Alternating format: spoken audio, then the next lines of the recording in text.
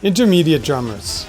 You put in some time on the drums. It's not your first day. You can play beats, fills. You've learned songs. You've probably played gigs. You practice a bunch of stuff out of a bunch of books and increasingly websites. But when you hear your favorite players,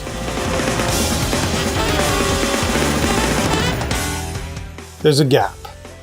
Even when they're not playing chops. Even if they're playing pretty simple stuff, there's a magic to their playing. It's kind of pro in a way that's hard to describe. And your playing doesn't feel or sound like that. Well, today I'm going to show you 5 reasons why. 5 key details you might not notice about your own playing, but which in aggregate produce the difference between your favorite players and you. 5 details which aren't just chops or hand speed. I'm Nate, and around these here parts, I'm known as the 80/20 drummer. And on this channel, we dig a little deeper, beyond the obvious stuff like chops, talent. It's his chops. He's born with it. He's really fast. Look, some people are just born with it. Speed of his hands. Can't teach that. Recently, I ran a little live course where I offered a video critique to dozens of drummers. That meant watching literally hours of footage of very good drummers who were coming to me because they wanted to break through their barriers. After watching all that footage, certain common themes start to emerge. Things most of them need to fix if they're going to get to the next level. And today, we'll leverage those findings to examine why it's hard to break out of low Earth orbit if you're kind of an intermediate player. Using one of my favorite analogies, language. Then we'll give you 5 keys to do it. Today on 80/20, 5 reasons you're still an intermediate drummer. Stay tuned.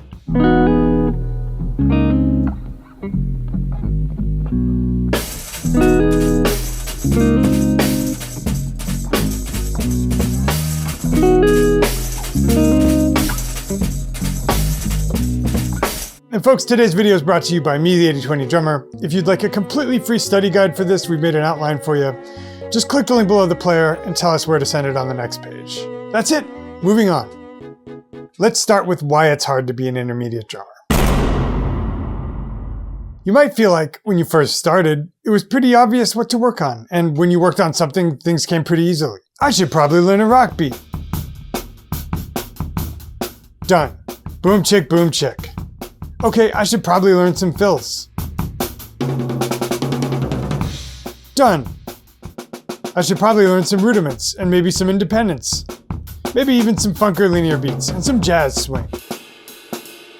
Done. Okay, now what? Say I play you this clip of Corey Fonville. This is just one of the many clips drummers are likely to see on social media or YouTube or live. You can tell he sounds great. He has that pro gestalt. But if I asked you specifically what the component parts are that comprise why he sounds better than you, could you say? What about even when he's playing something relatively simple?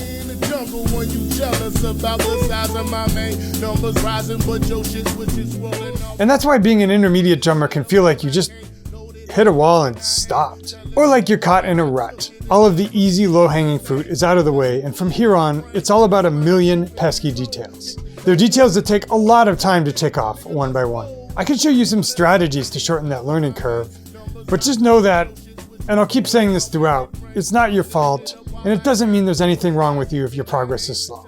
This stuff is hard. In just a minute, we'll talk about some of those million pesky details, and try to throw some helpful categories around them.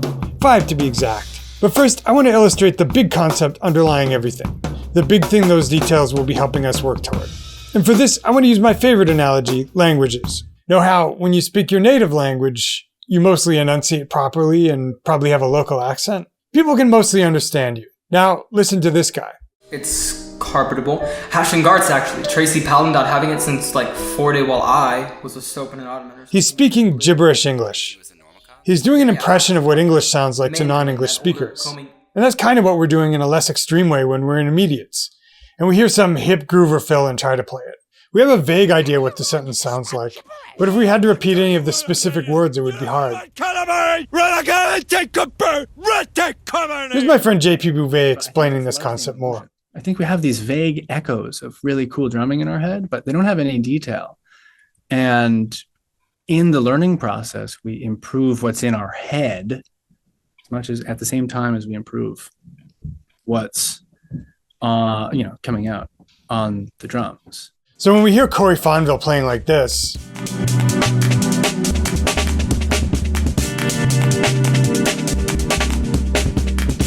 Or Nate Smith playing this.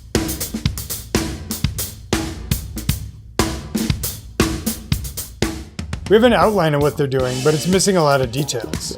Kind of like that comedian's impression of English, in a much less exaggerated way. Of course, that's a little bit unfair to intermediate drummers, who mostly get their point across without being unintelligible. And on that note, let's just stop here for a quick disclaimer. It's not your fault, and you are not bad. You're not doomed to stay at this level, but there's nothing wrong with being at this level while you're here. Every single drummer who became good spent a lot of time at this level. Nobody got to skip directly to being great. And indeed, if anybody judges you for being at this level, they're an idiot. Or insecure, or both. So when I offer critiques about things to improve, that is not a criticism about anybody on the journey. As I like to say to my students, you've done a great job just to get this far. And on the subject of assembling a pretty impressive arsenal of drum stuff, you get an A. The fact that we're now moving on to the next lesson does not undermine any of the work you've done to get here, nor should you ever feel self-conscious for playing in public. It's all part of the journey. With that out of the way, now we hopefully understand more of the what we're trying to achieve in order to escape being an intermediate. Learn a growing body of vocabulary with proper pronunciation, good grammar, and a local accent, and be able to speak off the top of our heads without compromising those details. Now let's talk about how. Because there are 5 categories of things that help us approach this. Category 1. Subdivision. Listen to Corey.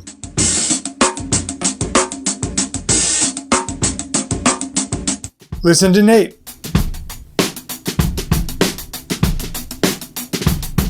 Subdivision means that every 16th is the same distance from every other 16th. Every triplet the same distance from every other triplet. Let's channel Ed Soph and show you 2 drummers. Drummer A has mediocre subdivision.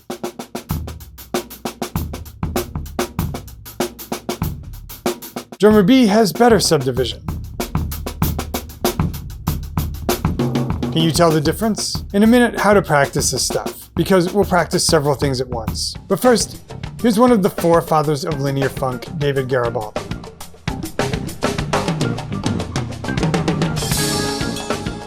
Hear how the beat has some lightning to it, like it feels lively?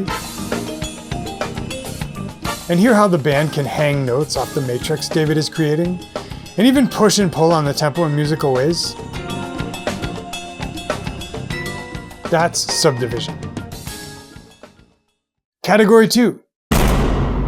Zones. I used to say playing clean, but I think the word zones is even more precise. And I need to credit podcast guest Richie Martinez for implanting the phrase. Zones refers to controlling where you play on the drum. On the snare, it's being able to play in the center, for both ghost strokes and rim shots. On the toms, it's hitting the optimal striking spot, usually the center. If this seems too easy, just wait till you jack the tempo up, and/or have to change drums. Here's drummer A, who has mediocre zones. Hear how there's a kind of raggedness that it's hard to completely place? Now I'll try to do a drummer B with better zones. Hopefully there's a vague sense of things feeling cleaner.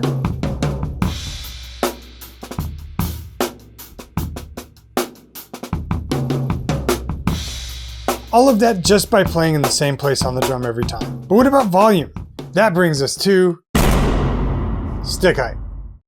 I'm not sure I'd realized just how big a part of modern clean playing stick height control was. Here's me playing as drummer A with crappy stick height control. Now here's Garibaldi as drummer B, and look at his stick heights.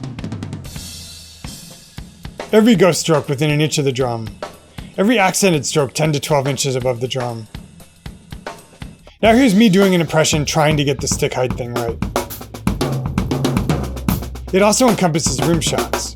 When I hear a rim shot, I try to keep the stick beat in the center of the drum, so it makes close to the same sound every time. You can choose to vary where you hit the rim shot on the drum for musical reasons, as Dave Weckl often does, but I think it's important to be able to control it. Finally, when I play around the toms, I try to keep the same stick height and volume with my tom accents as I did with my rim shots. Category 4. Kit voicing. Voicing just means the relative volume of different parts of the kit. That's going to be different from jazz to rock, but in general, I want to be able to play the kick drum louder or softer, independent of the hi-hat volume, independent of the snare volume.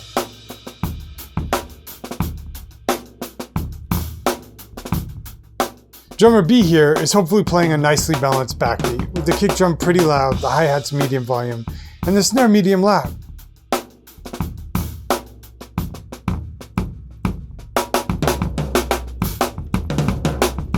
Into this category, I'd also drop not flamming, meaning if you've got a beat where the hats and the snare or the hats and the kick drum are supposed to be sounding together, that they really do.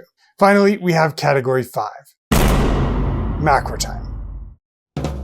If subdivision, or microtime as I sometimes call it, is the consistency of your subdivisions, macrotime is your ability to keep the same tempo from the beginning of a song to the end, even if you may stretch within a bar.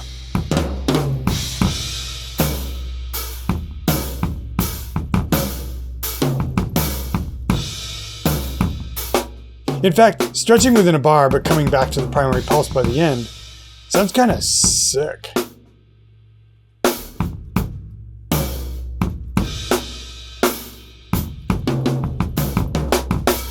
But it's not enough to have great subdivisions. You need another cross-check about whether stuff is speeding up or slowing down. And this is one of the hardest to get. Okay, but what do we practice? I'm going to keep these reasonably short because the primary reasons you don't sound like your heroes are less a what, in my humble opinion, than a how. Example the first. I can play a paradiddle without paying attention to any of these details. Then I can check it off my checklist and know I've done paradiddles. But is it really helping? Now let's do a paradiddle paying attention to subdivision, stick height, and zones. Every stroke is in the center of the drum, and every 16th is the same distance apart. All the unaccented strokes are within an inch of the head, and all the accented strokes are 10 to 12 inches above. I can orchestrate to the toms and do the same thing, now with the added challenge of not letting the movement from one drum to another change the subdivision. If I want to practice some kit voicing, I can do a very, very stupid simple beat like this. When I'm paying attention to stick heights, zones, subdivision, relative volume, and not flamming. Once we're comfortable, we can add some improvisational elements, like switching between 3 beats and 4 here.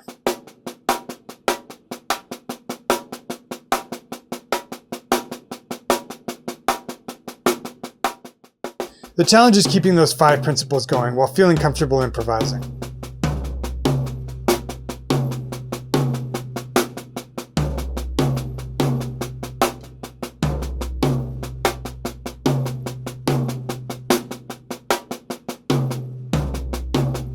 Now I can incorporate the kick drum in a simple switching exercise.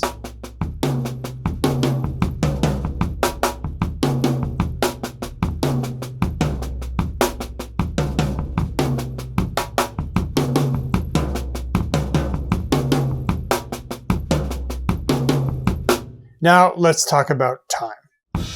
For subdivision, we want to work up to having the metronome on offbeats, either 8th or 16th, because that will force us to create the time, and the metronome will check us.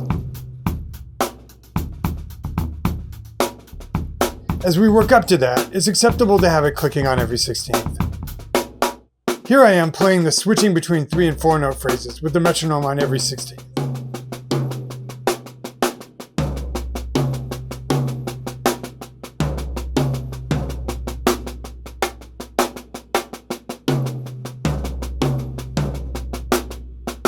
For the macro time, we eventually want to work toward having the metronome only on beat 4 of every bar. Once you get the hang, that will teach you to have a sixth sense about whether things are speeding up or slowing down.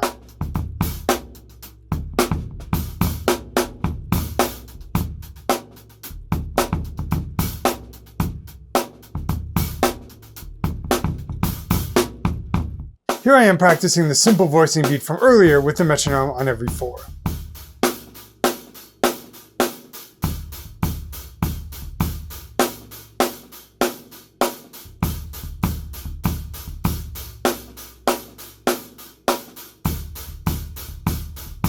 Of course, this is barely scratching the surface. All my coaching programs go through at least 6 months of this material in depth, but I hope this is a good broad overview. We've covered why it's so tough to be an intermediate drummer, because all of the easy stuff is already done, and to continue getting better, you have to master the million little subtleties.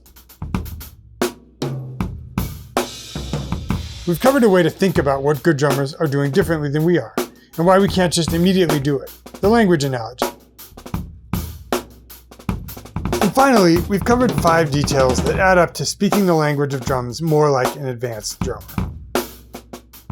Subdivision, zones, stick height, voicing, and macrotime. And finally, I've given you some basic ways to practice this stuff.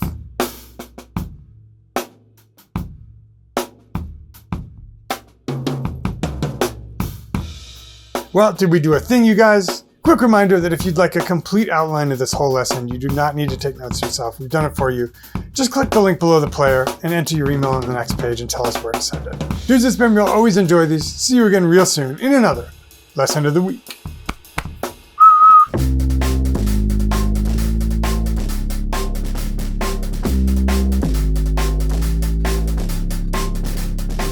And that's how you get the gig!